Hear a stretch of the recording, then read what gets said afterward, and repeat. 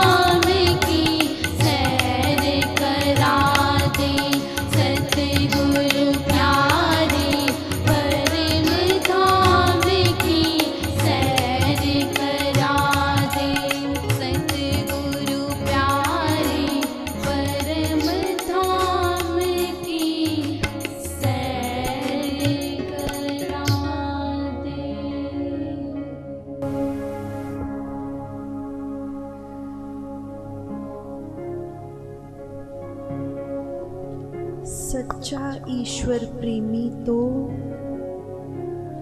सदा अपने परमात्मा से प्रार्थना करता है कि हे ईश्वर, मुझ पर दया कर और मुझे अपने भेजे हुए सतगुरु देहधारी संत का मेल करा, क्योंकि इन नाशवान आँखों से तो सतगुरु की पहचान नहीं होती।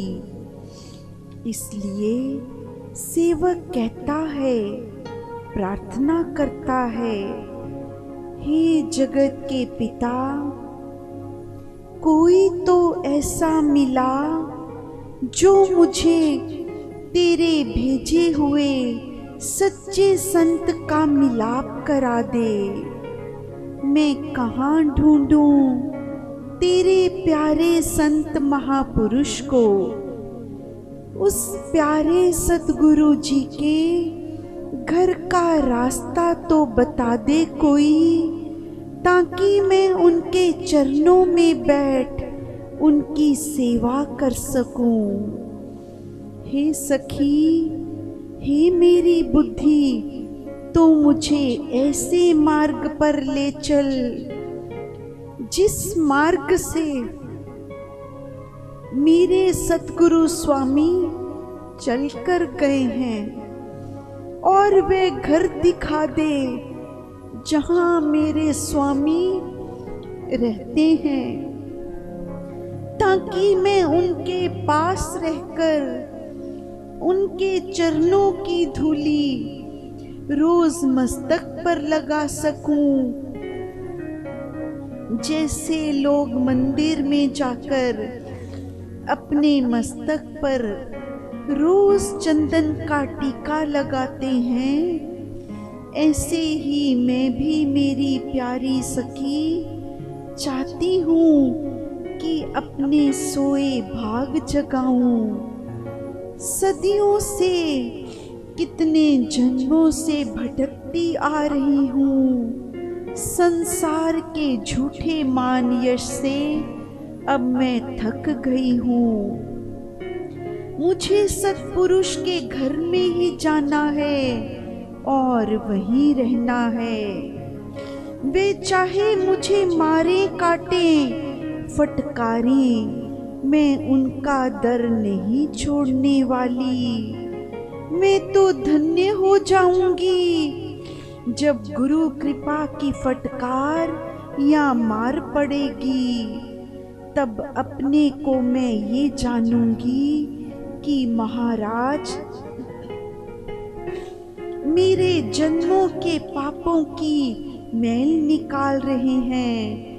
मेरे अंदर का अहंकार अज्ञान का जो भरा था उसे बाहर भगाकर अंदर ज्ञान का प्रकाश फैला रहे हैं, मुझे सहने की शक्ति दे रहे हैं। साधक अपने स्वामी से प्रार्थना करता है कि सत्पुरुष, आप मुझे अपने पास रखें, आप जहां कहेंगे मैं वहीं रहूंगी, जहां बिठाए वहीं बैठूंगी, जहां सुलाएं वहीं धरती पर सो जाऊंगी।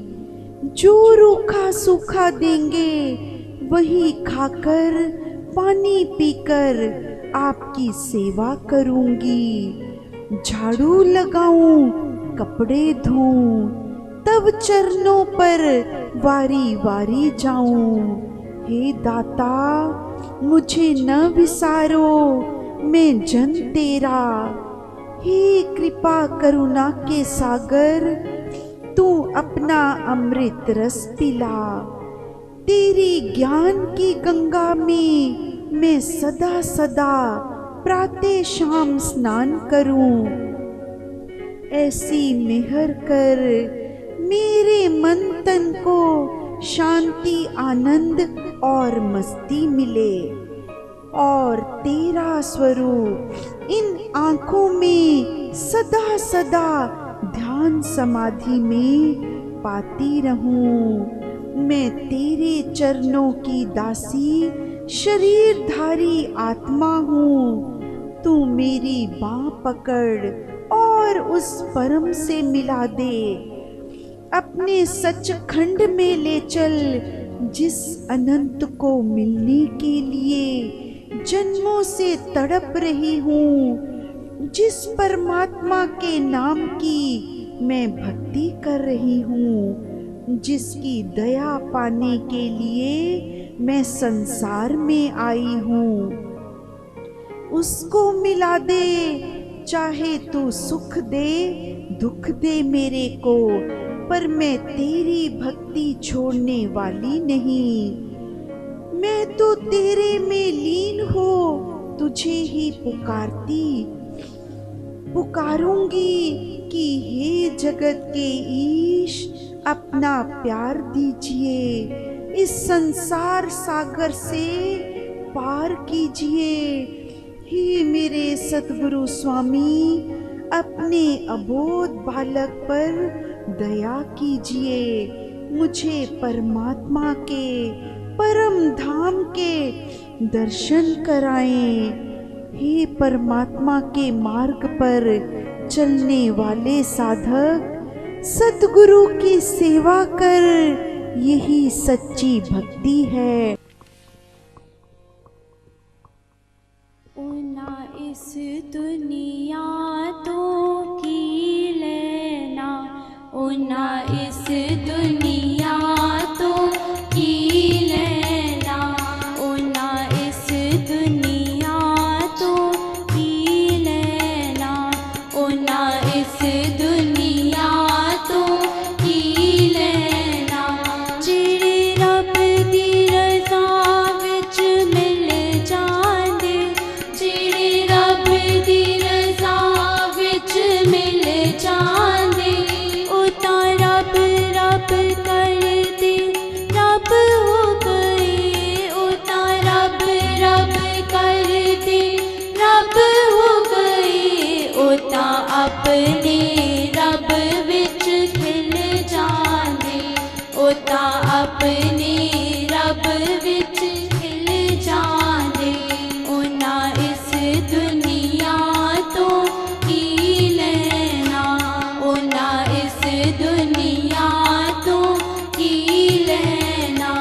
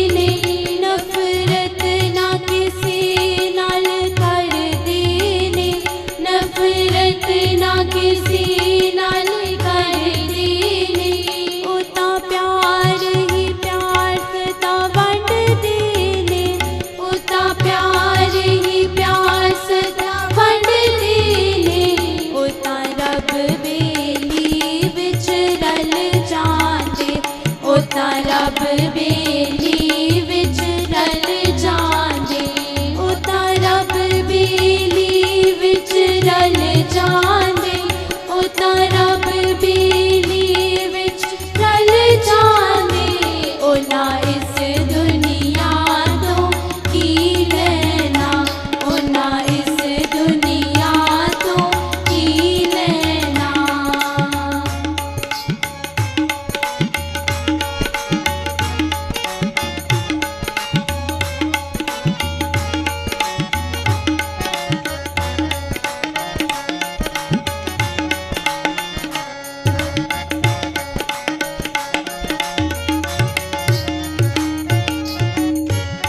ओ तां अपने आप विच मस्त रहंदे ओ तां अपने आप विच मस्त रहंदे और अपने खुदा नू ए कहंदे और अपने खुदा नू ए कहंदे असी तेरे हां असी तेरे हां असी तेरे हां असी तेरे हां असी तेरे हां असी तेरे हां असी तेरे हां असी तेरे हां असी तेरे हां असी तेरे हां असी तेरे हां असी तेरे हां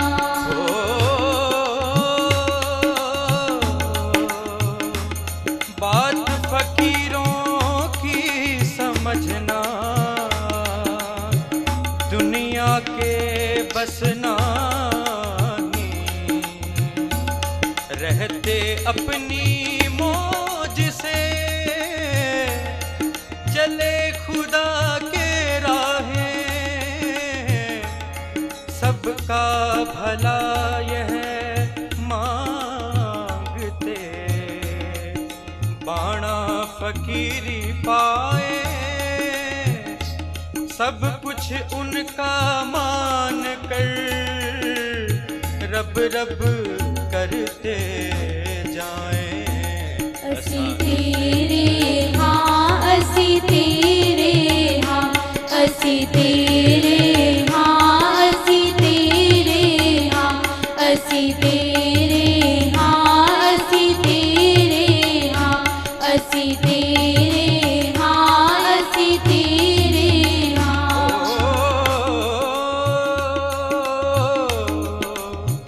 अमृत वचन फकीर के सुनो करे कल्याण सबका भला वह मांगता गोड़ी लेना दाम नजरे लगे आकाश में दोनों हाथ उठाए रब बेली से कह रहा दुख कोई जीव ना पाए असी तेरे हां असी तेरे हां असी तेरे हां असी तेरे हां असी तेरे हां असी तेरे हां असी तेरे हां असी तेरे हां असी तेरे हां असी तेरे हां असी तेरे हां असी तेरे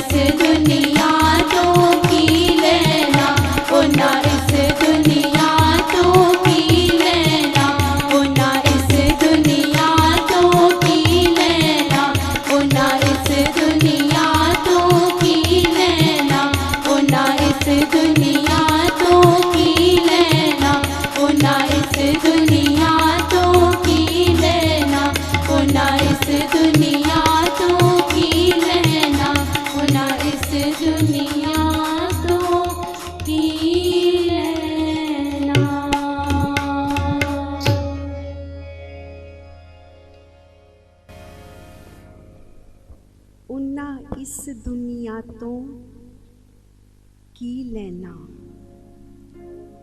ਜਿਹੜੇ ਰੱਬ ਦੀ ਰਜ਼ਾ ਵਿੱਚ ਮਿਲ ਜਾਂਦੇ, जो परमात्मा की भक्ति में लीन हो गए, चाहे उन्होंने दुनिया से कुछ नहीं लेना, क्योंकि उनके अंदर बाहर चारों ओर वो दुनिया को बनाने वाला बस गया। लेकिन जो हम दुनिया में देखते हैं, उनके अंदर वो दुनिया बनाने वाला बस गया, तो उनके अंदर से दुनिया निकल गई, लेकिन वो रहते तो दुनिया में हैं। अब ये दुनिया वाले ये कैसे सहन करेंगे? अरे भाई, रहते तो हमारे साथ हैं, दुनिया का खाते पीते हैं, तो इनके अंदर से हम कैसे निकल सकते हैं? किसी भी संत का उदाहरण उठाकर देखेंगे, ये दुनिया वालों से सहन नहीं होता। कैसे ये परमात्मा में लीन रहता है? हमारे साथ संसार की बातें क्यों नहीं करता? किसी भी संत का उदाहरण ले लो, इसे क्रोध क्यों नहीं आता?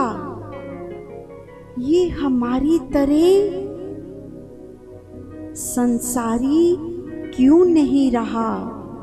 इसमें मोह ममता क्यों नहीं रही? आपके आसपास रहने वाले ये सहन नहीं कर पाते। कितनी ही परीक्षा लेते हैं, ये कहता है कि मुझे क्रोध नहीं आता। ये कैसे हो सकता है? हम क्रोध दिलाकर दिखाएंगे।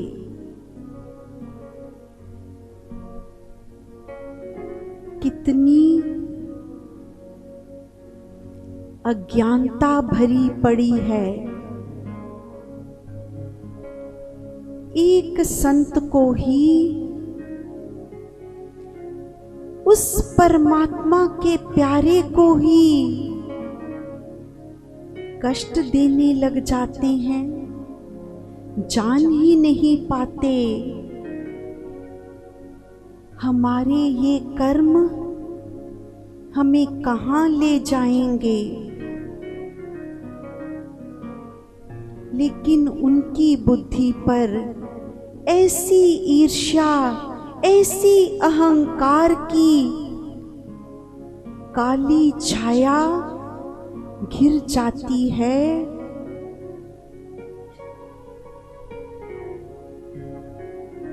कि उसमें रहते हुए वो ऐसे नीच कर्म करते चले जाते हैं।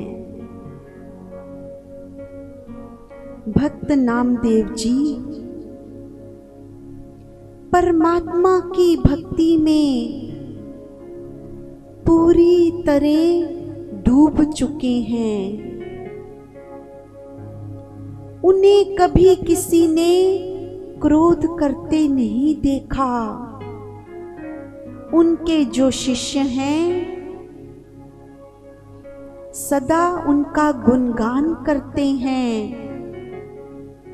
कि भक्त जी को कभी क्रोध नहीं आता। लेकिन जो गांव के ईर्ष्या करने वाले लोग हैं वे कैसे मान लें। कभी कभी मैं ऐसा भी सोचती हूँ कि ये जो संसारी लोग हैं, ये मान भी कैसे पाएंगे, क्योंकि उनकी वो अंदर की अवस्था ही नहीं है।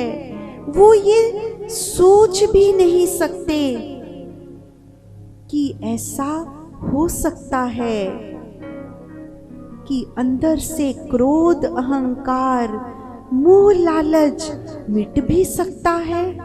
नहीं मानते। तो समय समय पर जब भी कोई मौका हाथ लगता है तो उससे नहीं चूकते कि देखते हैं कैसे इनको क्रोध नहीं आता, कैसे इनके मन में लालच, द्वेष नहीं आता। तो एक दिन कुछ ऐसे ही लोगों की मंडली,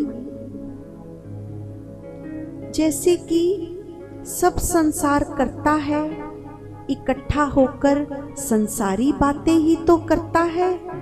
इसकी बात, उसकी बात, एक केवल परमात्मा का भक्त ही है जो केवल अपने आप से और परमात्मा से अपनी बात करता है। तो ऐसे ही कुछ लोग बैठे हैं जो नामदेव जी से ईर्ष्या करते हैं। तो क्या देखते हैं कि एक बहुत ही गरीब सा, बूढ़ा सा व्यक्ति चला आ रहा है उनकी ओर। शायद गांव में कोई नया आया है बाहर से।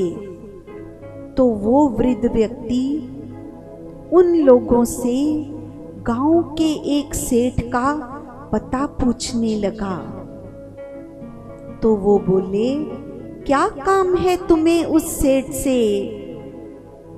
तो वो जो बहुत ही दीन अवस्था में था व्यक्ति कहने लगा, मैं बहुत निर्धन हूँ, मेरी बेटी शादी योग्य हो गई है, लेकिन मेरे पास इतना धन नहीं कि मैं अपनी बेटी के हाथ पीले कर पाऊं।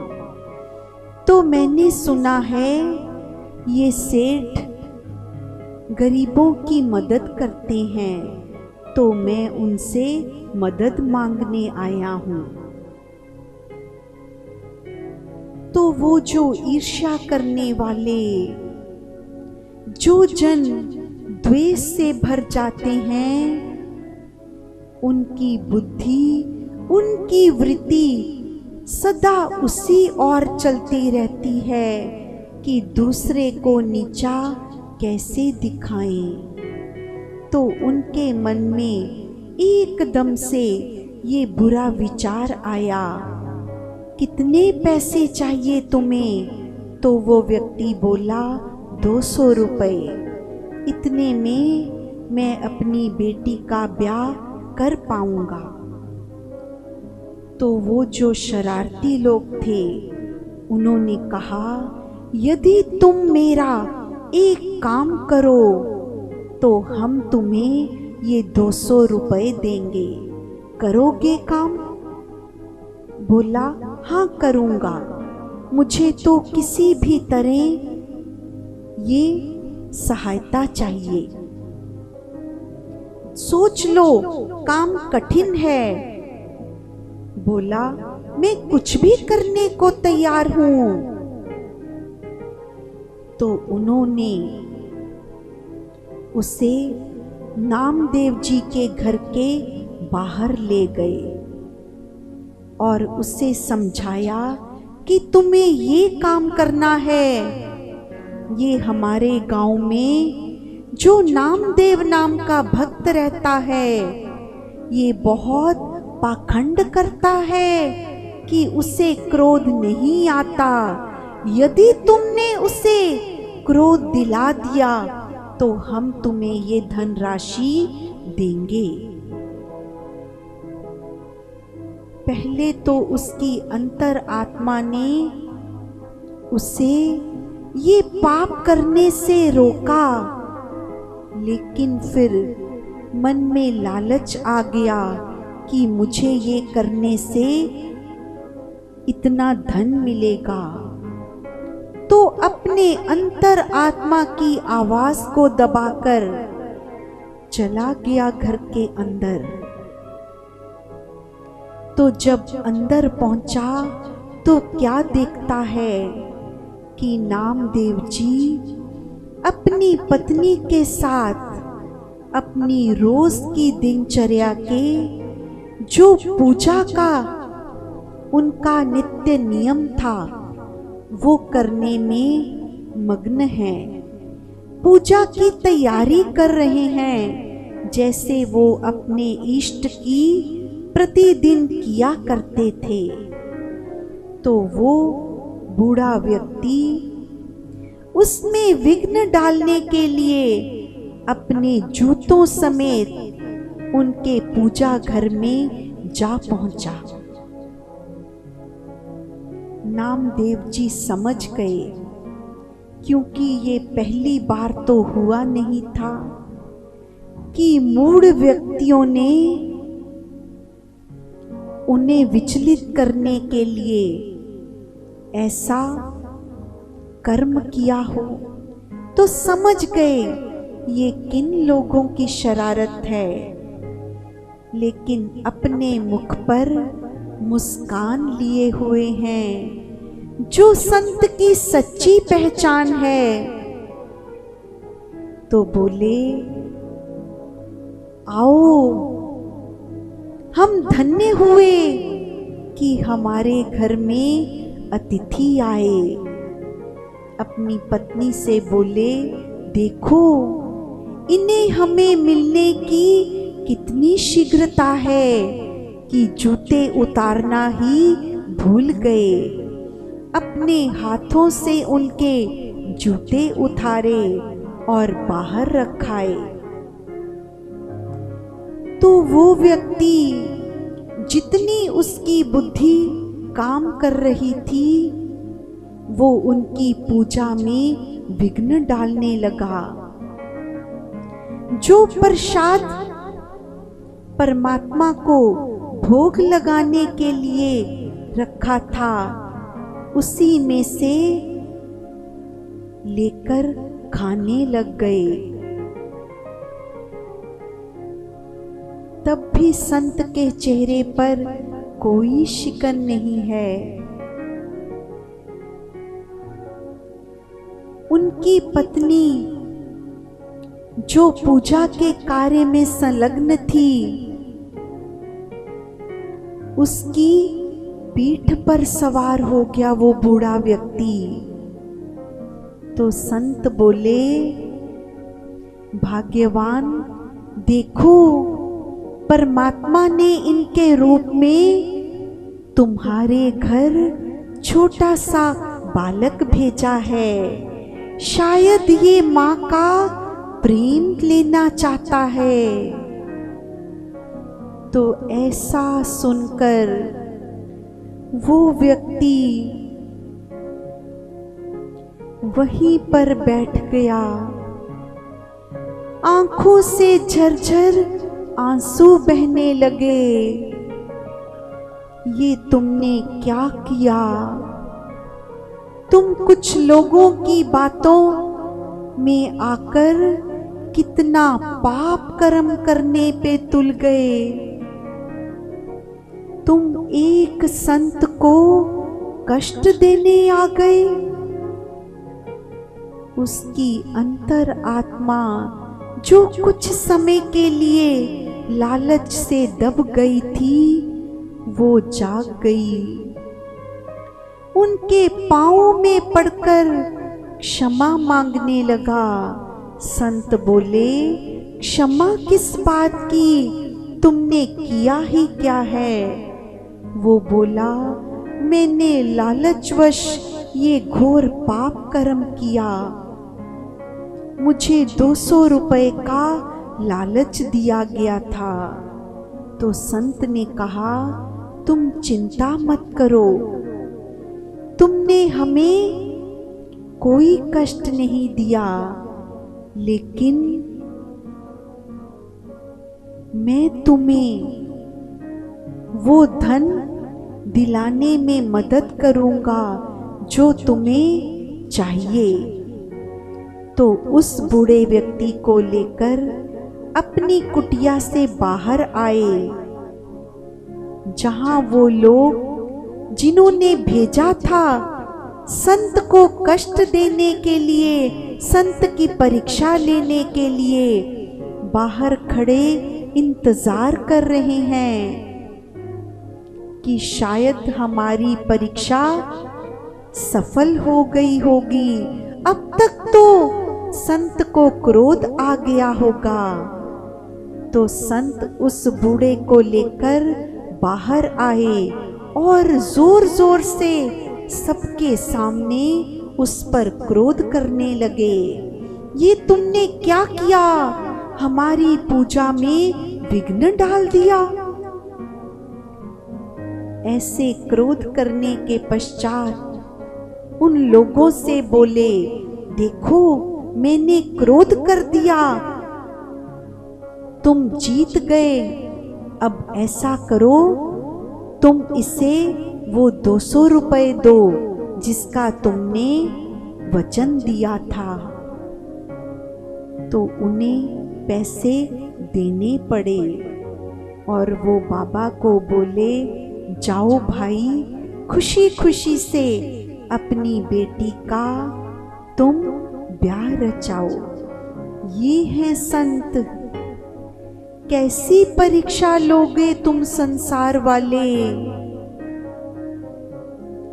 वो तो तुम्हारे इस संसार में केवल उनका शरीर तुम देखते हो, यहाँ बस रहा है, पर वो तो किसी और ही धाम के वासी बन चुके हैं। जय श्री राम।